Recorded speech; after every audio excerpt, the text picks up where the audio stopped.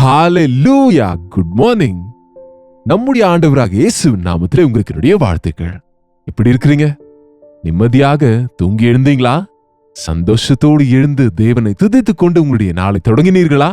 வாங்க, தேவனுடைய வசனம் நம்மை பலப்படுத்துகிறது. காலமே அவருடைய வசனத்தினால பலப்படுகிற நாம நாள் முழுவதும் புதிய பலத்தோடு அவருடைய சாட்சிகளாக வாழ முடியும். ஜெபிப்போம். பரிசுத்தரே, எமக்கு நன்றி ஆண்டவரே. இன்னொரு முறை இன்னொரு காலையிலே உம்முடைய சமூகத்திலே உம்முடைய வார்த்தைக்காக காத்திருக்கையிலே எங்களோடு பேசும்படியாக இயேசுவின் நாமத்திலே ஜெபிக்கிறோம் பிதாவே. ஆமென்.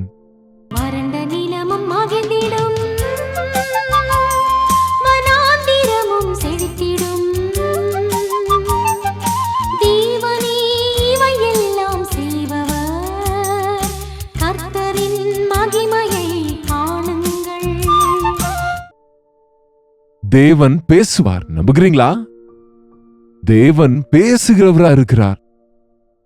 அவர் வார்த்தைகள் எப்போதும் நமக்கு எவ்வளவு நன்மை செய்கிறது. ஆனால் எப்போதும் இனிமையான வார்த்தைகள் வேண்டும் என்று, நம்மை பாராட்டுகிற வார்த்தைகள் வேண்டும் என்று எதிர்பார்க்க வேண்டாம். இன்றைக்கு எல்லாருக்கும் தேற்றுகிற வார்த்தைகள் வேண்டும். தேவ ஊழியர்கள் போதிக்கும் போது அந்த போதனையில் எவ்வளவோ ஆறுதல் கிடைக்க வேண்டும். எவ்வளவு மோசமான நிலைமையில் எப்படி இருந்தாலும் எங்களுக்கு நல்ல ஆசீர்வாதங்களும் நன்மைகளும் வேண்டும் என்று எதிர்பார்க்கிறார்கள். தவிர தேவன் நம்மோடு பேசும்போது நம் நிலைமையை பார்த்து நம்மை சரி செய்வார். ஏனென்றால் நாம வழி மாறி போகிறவர்கள். நேராக நடக்க முடியாது, சரியா வாழ முடியாது, நம்மால் உத்தமமா இருக்க முடியாது. நம்முடைய சுபாவம் ரொம்பவும் பலவீனமானது. இந்த மண் சரீரத்திலே நாம் இருக்கிற வரைக்கும் இந்த சரீரம் நம்மை சோர்வடைய செய்கிறது. சாத்தான் நம்மை பயமுறுத்துகிறான். சுயநலம் நம்மை இழுத்து கொண்டு போகிறது. இருதயம் எல்லாவற்றை பார்க்கலும் மகா திருக்குள்ளதும் கேடுள்ளதுமா இருக்கிறது என்று வேதம் சொல்கிறது இல்லைங்க? வழுவி போகிற இருதயம் உடைய மக்கள் இவர்கள் என்று அறிந்த ஆண்டவர் வழி மாறும் போதெல்லாம் காஷன் காஷன், எச்சரிக்கை, கவனி என்று ஆண்டவர் சொல்கிறார். நாம் வரிசையா இந்த யூதா ராஜாக்களை குறித்து தியானித்துக் கொண்டு வருகிறோம். நாம நேற்றைய தினத்தில் அத்தாலியாலை குறித்து நாம் கற்றுக்கொண்டோம். அவள் எவ்வளவு துன்மார்க்கமானவள் என்று, பயங்கரமான பெண் என்று. கடைசியில் அவளுடைய நிலைமை என்ன என்பது கூட அது நேற்றைய நிகழ்ச்சியில் இருக்கிறது. நீங்க பிளேலிஸ்ட்ல சென்று அனுதின தியானங்களை வரிசையாக பாருங்கள். ஏனென்றால் இப்ப வரிசையா போகிறோம். நீங்க ஒரு நாள் மிஸ் ஆனால் அதை கண்டிப்பாக இன்னொரு முறை பார்த்து அந்த கண்டினியூட்டியை ஃபாலோ ஆகுங்க. இன்றைக்கு யோவாஸ். இந்த யோவாஸ் அந்த அத்தாலியால் ராணியான பிறகு ராஜ வம்சத்தின் பிள்ளைகள் எல்லாம் கொன்று போட்ட பின்பு இந்த யோவாசின் தாதி, அவனுடைய நர்ஸ், அவனுடைய அந்த குழந்தையை பார்த்துக் கொள்கிறவள் அந்த 1 year old பிள்ளையா இருக்கிற சிறு குழந்தையை கொண்டு சென்று தேவாலயத்தில் மறைத்து வைத்து வளர்த்தாள். ஒரு துன்மார்க்கமான ராஜாவா இருந்த போதிலும், அந்த ராஜாவின் மகனை கொல்ல வேண்டும் என்று எவ்வளவு முயற்சிகள் இருந்த போதும் பாருங்க, தேவன் அந்த பிள்ளையை காப்பாற்றுவதற்கு அந்த ஆசாரியனையும் அவன் மனைவியும் பயன்படுத்தி அவர்களுடைய பார்வையின் கீழே இந்த யோய்தா என்னும் அந்த ஆசாரியனும் அவர் மனைவி சேர்ந்து அந்த குழந்தையை கொண்டு சென்று தேவனுடைய ஆலயத்திலே வளர்த்தார்கள். 6 வருஷங்கள் அந்த தேவாலயத்தில் அந்த குழந்தை வளர்க்கப்பட்டது. பாருங்க, தேவனுடைய ஆலயத்தில் வளர்க்கப்படுவது, தேவாலயத்தில் இருப்பது எவ்வளவு பாக்கியங்க. நம்முடைய பிள்ளைகள் தேவனுடைய ஆலயத்தில் வளருவது நமக்கு எவ்வளவோ நன்மைங்க. உங்க பிள்ளைகளை சண்டே கிளாஸ் கொண்டு போவீங்களா? உங்கள் குழந்தைகள் பாலுங்கிற குழந்தைகளோடு நீங்க தேவனுடைய ஆலயத்துக்கு சென்று அவர் பிரசன்னத்தில் ஜெபிப்பீர்களா? அவரை ஆராதித்து துதிப்பீர்களா? அது அந்த கர்ப்பத்தில் இருக்கிற, மடியில இருக்கிற, வளருகிற குழந்தைகளுக்கு எவ்வளவோ பெரிய ஆசீர்வாதம். அவர்களை தேவனுடைய மகிமை பிடித்துக் கொள்ளும். திக்கற்ற நிலைமையில, சாக வேண்டிய நிலைமையில இருந்த குழந்தையை தேவன் அவர் தப்புவித்து அவனை அந்த ஆசாரியனும் அவருடைய மனைவியும் கொண்டு சென்று ஆலயத்திலே, தேவனுடைய ஆலயத்திலே அந்த குழந்தையை வளர்த்தார்கள்.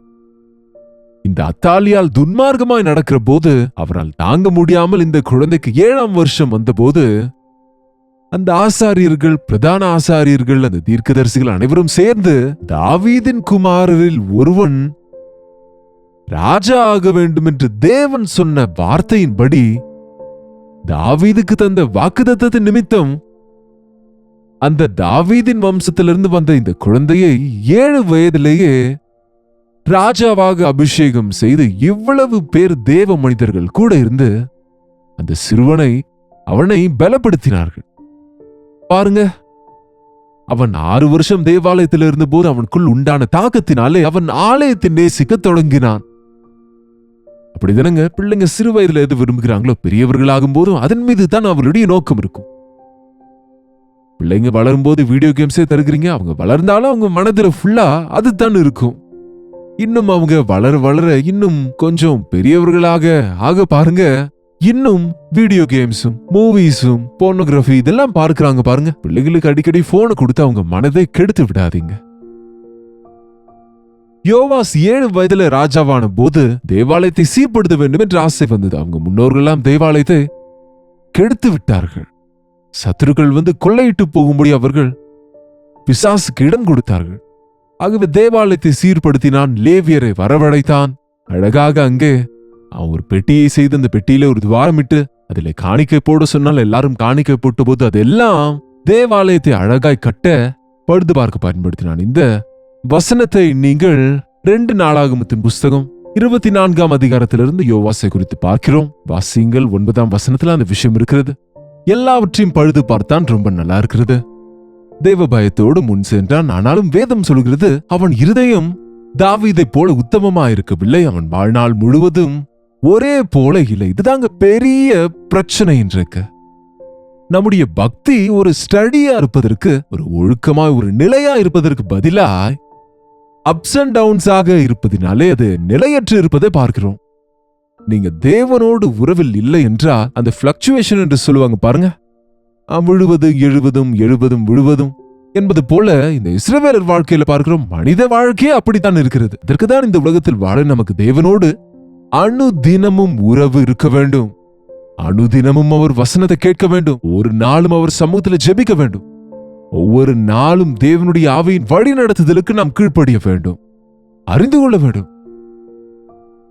இந்த யோய்தா இருக்கிற வரைக்கும் அவர் சரியா கைட் பண்ணுகின்றார். ஒரு தேவ ஊழியன் நம்மோடு இருப்பது, ஒரு தேவ மனிதன் நம்மோடு இருப்பது, ஒரு சபை நமக்கென்று இருப்பது எவ்வளவோ நல்லதுங்க. சபையின் மதிப்பை இன்றைக்கு கிறிஸ்தவர்கள் அறிந்து கொள்ளாம இருக்கிறாங்க. பாருங்க, உங்களுக்கு அடிந்து கொண்டு எச்சரிக்கிற உங்களை சரியாய் தேவனுடைய பாதையில நடக்கிற தேவ மனிதர்களின் மதிப்பு அறியாதவர்களா இருக்கிறார்கள். ஒரு தேவ ஊழியனை பூஜை செய்ய வேண்டாம், மரியாதை கொடுங்கள். தேவ ஊழியர் சொல்லும் வார்த்தைகளை கேளுங்கள். நீங்க தேவ ஊழியர்களுடைய வார்த்தைகளை கேட்க வேண்டியதில்லை, தேவ ஊழியர் சொல்லும் தேவனுடைய வார்த்தைகளை கேட்க வேண்டும். தேவனுடைய எச்சரிப்புகளை எடுத்துக்கொள்ள வேண்டும். இந்த ஆசாரியன் ஆகிய யோய்தா இருக்கின்ற வரைக்கும் இவர் சரியா இருக்கிறாரு. ஆனால் எப்பொழுது இந்த யோய்தா மரித்து விட்டாரோ தன் முதிர் வயதிலே, அது 15ஆம் வசனத்தில் இருக்கும், அதன் பிறகு இந்த ராஜா தவறான நட்புகளுக்கு இடம் கொடுத்தான். முட்டாள்களின் அறிவுரை எடுத்துக்கொண்டான். யாருடைய அறிவுரை எடுத்துக்கொள்கிறீங்களோ ரொம்ப முக்கியம். அது உலகத்தாரின் அறிவுரைகள் அட்டகாசமாக தெரியும், ஏதோ பெரிய பலனை கொடுப்பது போல தோன்றும். ஆனால் அது விசால மார்க்கத்திலே நம்மை நடத்தும். விசாலமான வழி என்பது எப்போதும் அழிவிற்கு நேராக கொண்டு செல்லும். தேவனுடைய வழியை விட வேண்டாம். அவரிடத்திலிருந்து உங்கள் பார்வையை விளக்க வேண்டாம். எப்பொழுது இந்த தவறான அறிவுரைகளை எடுத்துக்கொண்டானோ திரும்ப விக்கிராராதனைக்குள்ள போனான். இவன் விக்கிராராதனை பக்கம் திரும்பி தோப்பு விக்கிரகங்களை சேவித்தானம். பாருங்க 18ஆம் வசனத்துல, அப்படியே அவர்கள் தங்கள் பிதாக்களின் தேவனாகிய கர்த்தரின் ஆலயத்தை விட்டுவிட்டு தோப்பு விக்கிரகங்களையும் சிலைகளையும் சேவித்தார்கள். எப்பொழுது தேவனை விட்டுவிட்டானோ, அந்நியர்களின் பக்கம் திரும்பினானோ, அவனுடைய அழிவு தொடங்கியது. பாருங்க, தேவன் நம்மை எப்பொழுதும் எச்சரிக்காமல், கடிந்து கொள்ளாமல், மனம் திரும்புவதற்கு நேரம் கொடுக்காமல், நாம் தவறு செய்தாலும் தவறான வழிக்கு போனாலும் நம் மீது தம்முடைய கோபத்தையும் தம் உக்கிரத்தையும் வரவிட மாட்டார், நம்மை விட்டுவிட மாட்டார். பாருங்க, எத்தனை முறை கடிந்து கொண்டாலும் கீழ்ப்படிய விரும்பாதவன் தப்புவிக்கப்படாமல் திடீரென்று மரிப்பான் என்று வேதம் சொல்கிறது. எப்பொழுது இந்த யோவாஸ் தவறான வழியில் சென்றானோ, தேவன் தம்முடைய ஊழியக்காரனை அனுப்பி கடிந்து கொண்டு, பாருங்க ஒரு முறை அந்த வசனம் வாசிக்கிறேன், 19ஆம் வசனம். 2 நாளாகமத்தின் புத்தகம் 24:19. அவர்களை தம்மிடத்திற்கு திரும்ப பண்ண கர்த்தர் அவர்களிடத்தில் தீர்க்கதரிசிகளை அனுப்பினார். அவர்கள் ஜனங்களை திட சாட்சியாக கடிந்து கொண்டார்கள். ஆனாலும் அவர்கள் செவி கொடுக்கவில்லை, கேட்கவே இல்லை. பாருங்க, செவி கொடுக்க மாட்டாங்க. அப்பொழுது தேவனுடைய ஆவி ஆசாரியனாகிய யோய்தாவின் குமாரனான சகரியாவின் மேல் இறங்கினதால் அவன் ஜனத்திற்கு எதிரே நின்று, நீங்கள் கர்த்தருடைய கற்பனைகளை மீறுகிறது என்ன? நீங்கள் விருத்தி அடைய மாட்டீர்கள், நீங்கள் விருத்தி அடைவீர்கள், கனி கொடுப்பீர்கள் என்று சொல்ல வேண்டும் என்று நினைக்கிறார்கள். ஆனால் தேவனுடைய கற்பனைகளை பின்பற்றுகிறவன் விருத்தி அடைவான். தேவனுக்கு எதிர்த்து நிற்கிறவர்கள், தேவனுடைய வார்த்தைகளை கேளாதவர்கள், அவங்க விருத்தி அடைய மாட்டார்கள். நீங்கள் ஏன் தேவனுடைய கற்பனைகளை மீறுகிறீர்கள்? நீங்கள் சித்தி பெற மாட்டீர்கள். நீங்கள் கர்த்தரை விட்டுவிட்டதினால் அவர் உங்களை கைவிடுவார் என்று கர்த்தர் சொல்லுகிறார் என்று சொன்னான். பாருங்க, இங்க ஒரு ஸ்ட்ராங் வார்னிங் கொடுக்கிறார், கடுமையாய். அப்பொழுதாவது யோவாஸ், உண்மைதானே, நான் சிறுவயதில் ஆலயத்தில் வளர்ந்தேனே, மரிக்கும் தருவாயில் இருந்தபோது, மரிக்க வேண்டி இருந்தபோது என்னை சேர்த்து கொண்டு இந்த யோய்தா என்னை காப்பாற்றி என்னை ராஜாவாக்கி உடனிருந்து என்னை பலப்படுத்தினாரே என்ற விஷயங்களை மறந்து, தேவ திட்டங்களின் பட்சத்தில் எவ்வளவு பெரியது என்பதை மறந்து, அந்த யோய்தாவின் மகனாகிய சகரியாவை தேவன் தம்முடைய ஆவியினால் நிரப்பி அவனை எச்சரித்த போது, அவனுடைய வார்த்தையை கேளாமல் போனது மாத்திரமல்ல, அதனால் அவர்கள் அவனுக்கு விரோதமாய் கட்டுப்பாடு பண்ணி தேவனுடைய ஆலய பிரகாரத்தில் ராஜாவினுடைய கற்பனையின்படி அவனை கல்லெறிந்து கொன்றார்கள். உன் நன்மைக்காக உன்னை காயப்படுத்துகிறவர்களே, உன் நன்மைக்காக உன்னை கடிந்து கொள்கிறவர்களே, தேவனுடைய வார்த்தைகளாலே உன்னை எச்சரிக்கிறவர்களே, நீ ஏற்றுக்கொள்வதற்கு பதிலாக, நீ அந்த விஷயத்தை ஏற்றுக்கொள்வதற்கு பதில் நீ செவி கொடுக்காமல் போவதும் எதிர்த்து நிற்பதும் கடைசிக்குப்படி. இப்படிப்பட்டவனை கொல்ல நினைப்பது எவ்வளவு பயங்கரங்க. இந்த சகரியாவின் தகப்பன் தானே இவனுடைய உயிரை காப்பாற்றினார். தன்னுடைய உயிரை காப்பாற்றியவனின் மகனை ஈவு இரக்கம் இல்லாமல் கற்களால் அடித்து அவனை கொன்று போட்டான். மனுஷனுடைய இருதயம் எவ்வளவு கடினமானது, எவ்வளவு மூர்க்கத்தினால் நிறைந்திருக்கிறது, எப்படி துணிகிறது என்று பாருங்கள். இன்றைக்கு இதைத்தான் உலகத்திலே பார்க்கிறோம். நன்மை செய்தவர்களை பெற்ற பெற்றோர்களை காயப்படுத்துவதும், கொல்லுகிறதும், கட்டிக்கொண்ட மனைவியை கொல்லுவதும், கணவருக்கு விஷம் வைப்பதும், எங்கிருந்து வருகிறது இந்த கடினத்தன்மை? பிசாசு கடினமானவன், அவன் திருடன், கொள்ளையடிக்கிறவன், கொலைபாதகன். பிசாசுக்கு இடம் கொடுக்கிறவன் விபரீதமாக நடந்து கொள்வான். அவன் வார்த்தைகள், அவன் கிரியைகள், அவன் நடத்தை அருவருப்பாயிருக்கும். இன்னும் அதிகமாய் தேவனுக்கு வேதனை உண்டாக்குவதாக அவர் கோபாக்கினைக்கு ஆளாக்குவது. நீங்கள் தேவனை விட்டுவிட்டால் உங்களை அவர் கைவிடுவார் என்றான் என்று சொன்னவனுடைய வார்த்தை கேட்டு திருத்திக் கொள்ளாமல், மனம் திரும்பி தேவனிடத்தில் இருதயத்தை சரி செய்து கொள்ளாமல் அவனை கொன்று போட்டு விட்டான். என்னானது?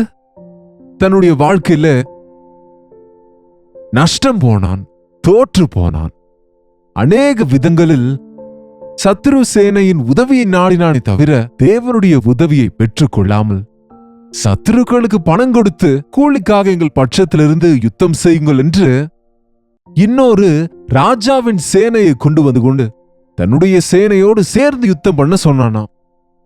சத்ருவுக்கு நீ இடம் கொடுத்தால் அவன் உன் நண்பனாக வந்தாலும் அவன் உனக்கு பிறவி பகைஞனாய் மாறி விடுவான். எப்பொழுது நினைவுல கொள்ளுங்க, ஞாபகம் வைத்துக் கொள்ளுங்க. ஞாபகம் வைக்காததுனாலதான் இந்த பிரச்சனை. நீ சாத்தானுக்கு நீ அவனை பிரியப்படுத்துகிறவனா இருக்க நினைத்தால் அவன் உன்னை சந்தோஷப்படுத்துவான் என்று நினைத்தால் அவனே உன் கதையை முடித்து விடுவான். என்னாச்சுங்க? கடைசிக்கு யோவாஸ் கைவிடப்பட்டான், தோற்று போனான், வியாதியஸ்தனாகிவிட்டான். சத்துருக்கள் வந்து இவனுடைய சொத்தை முழுவதும் கொள்ளையிட்டு போனார்கள். தேவனுடைய ஆலயத்தில் இருக்கும் சொத்தையும் கொள்ளையிட்டார்கள். எவ்வளவு பரிதாபம், எவ்வளவு பயங்கரம் இது! உன் நிமித்தம் தேவனுடைய ஆலயம் கெட்டு போவது, உன்னாலே தேவனுடைய ஆலயம் கூட கொள்ளையிடப்படுவது, உனக்கு ஒப்புக் கொடுக்கப்பட்ட தேவாலயமாகிய உன் சரீரத்தை பிசாசு கொள்ளையிடுகிறான் என்று. கட்டடங்களை குறித்து பேசவில்லை. உன் சரீரமே தேவனுடைய ஆலயம். உன்னுடைய சரீரத்தை, உன்னுடைய இருதயத்தை தேவனுக்கு கொடுக்காவிட்டால் சாத்தானதை வந்து கொள்ளையிடுவான். உன் ஆரோக்கியத்தை கொள்ளையிடுவான், உன் சமாதானத்தை கொள்ளையிடுவான், உன்னுடைய வாழ்க்கையை கொள்ளையிடுவான். பாருங்க, கடைசியில வியாதியஸ்தன் ஆகிவிட்டான். வியாதியஸ்தனாகி படுக்கையில படுத்திருக்கும் போது அவனுடைய ஊழியக்காரரே அவன் மீது சதி செய்து அவன் படுக்கையின் மேல் படுத்திருக்கும் போதே அப்படியே படுக்கையில அவனை கொன்று விட்டார்கள் என்று இருக்கிறது. திக்கற்ற மரணம் அடைந்தான். தேவன் உன்னுடைய உயிரை ஆபத்திலிருந்து காப்பாற்றி அவருடைய கிருபையில் உன்னை பத்திரப்படுத்தி உன்னை அவருடைய ஆலயத்திலே வைத்து வளர்த்து உன்னை ராஜாவாக செய்து நீயும் தேவனுடைய ஆலயத்தை கட்டி அவருடைய ஊழியத்திலே பங்கு பெற்று தேவனுடைய ராஜ்யத்தை கட்டுகிறவனா இருக்க வேண்டும் என்று விரும்பினால், அதிகாரம் உனக்கு வந்த பின்பு, ராஜரீகம் கிடைத்த பிறகு, எல்லா நன்மைகளும் பெற்ற பிறகு, நீ அந்நியரோடு உறவு கலந்து, விக்கிரகங்களோடு சம்பந்தம் கலந்து, உலகத்தோடு நட்பு செய்து உன்னுடைய வாழ்க்கையில பின்வாங்கும் போது தேவன் இன்னும் உன்னை நேசித்து உன்னை இப்படி வசனத்தின் மூலம் கண்டிக்கும் போது அதை கூட கேட்காமல் நீ உன்னுடைய இஷ்டம் போல வாழ்ந்தால் உன் வாழ்க்கையில நீ தோற்று போவாய், கெட்டு போவாய், திக்கற்ற நிலைமையில மறித்து போவாய், என்றைக்கும் இருக்கும் நரகத்திற்கு ஆளாவாய். இந்த எச்சரிப்பை எடுத்துக்கொள்ளுவோம், தாழ்த்திக் கொள்ளுவோம், ஜெபம் செய்வோம், மனம் திரும்புவோம். தேவன் செய்த நன்மைகள் நிமித்தம் வாழ்நாள் முழுவதும் அவருக்கு உண்மையுள்ளவர்களாக இருப்போம். ஜெபிப்போமா? பரிசுத்தரே, உமக்கு நன்றி ஆண்டவரே. யோவாசின் வாழ்க்கையை நாங்கள் கவனிக்கும் போது எப்படிப்பட்ட நன்றி இல்லாதவனாய், எப்படி தேவ பயம் இல்லாதவனாக, எப்படியாக தேவனுடைய கடிந்து கொள்ளுதலை புறக்கணிக்கிறவனாக இருந்து கடைசியில தேவனாலே கைவிடப்பட்டான்.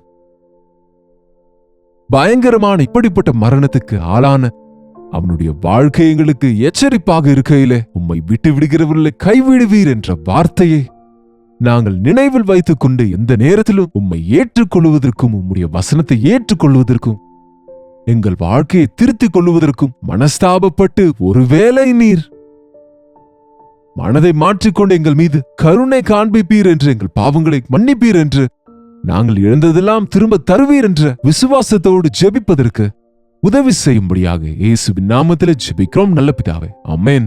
நம்முடைய பிதாவாகிய தேவனுடைய அன்பும் குமாரனாகிய இயேசு கிறிஸ்துவின் கிருபையும் பரிசுத்த ஆவியானவருடைய அந்யோன்யமும் ஐக்கியமும் கூடி வந்திருக்கிற நம் அனைவருக்கும் இப்பொழுதும் சதா காலமும் துணையாக இருப்பதாக, ஆமென். தேவனுக்கு ஸ்தோத்திரம். உங்களுடைய ஜெப விண்ணப்பங்களை, பாரங்களை எங்களுக்கு தெரியப்படுத்துவதற்கு 8939801234 என்கிற நம்பருக்கு நீங்க வாட்ஸ்அப்ல தெரியப்படுத்துங்க. சில நாட்களாக உங்களில் அநேகர் பார்க்கிறீர்களோ இல்லையோ எங்களுக்கு தெரியவில்லை. ஏனென்றால் நீங்க கமெண்ட் செக்ஷன்ல உங்க பெயரும் ஊரும் பதிவிடுவதில்லை. நீங்க அங்க இருக்கிற லைக் பட்டன் அழுத்துவதில்லை. நீங்க சப்ஸ்கிரைப் செய்து கொண்ட பிறகு நீங்க மற்றவர்களுக்கும் ஆசீர்வாதமாய் நன்மை உண்டாகும்படிக்கு நீங்க அவர்களுக்கு ஷேர் பண்ணுகிறதில்லை. ஆகவே தயவு செய்து நீங்க ஒவ்வொரு முறையும் வசனத்தை கேட்கும் போது நாங்க எவ்வளவு பிரயாசத்தோடு, எவ்வளவு ஆயத்தத்தோடு இதை கொண்டு வருகிறோம். உங்களை ஆவிக்குரிய விதத்தில் பலப்படுத்தி, ஸ்திரப்படுத்தி தேவனுக்கு முன்பு நிறுத்த வேண்டும் என்று விரும்புகின்றோம். நீங்க பெற்ற நன்மைகள் குறித்து தெரியப்படுத்தினால் நாங்களும் ஆண்டவரை துதிக்கவும், இன்னும் உற்சாகத்தோடு இந்த ஊழியத்தை தொடரவும், இந்த ஊழியங்களை தொடரவும் நீங்க உதவி செய்தவர்களா இருப்பீர்கள். கர்த்தருக்கு சித்தமானால் நாளை காலையில் இதே நேரத்தில் அனுதின தியானத்தில் கர்த்தருடைய வார்த்தையோடு உங்களை சந்திக்கிறேன். அது கர்த்தருடைய கிருபை உங்களுக்கு துணையாக இருப்பதாக.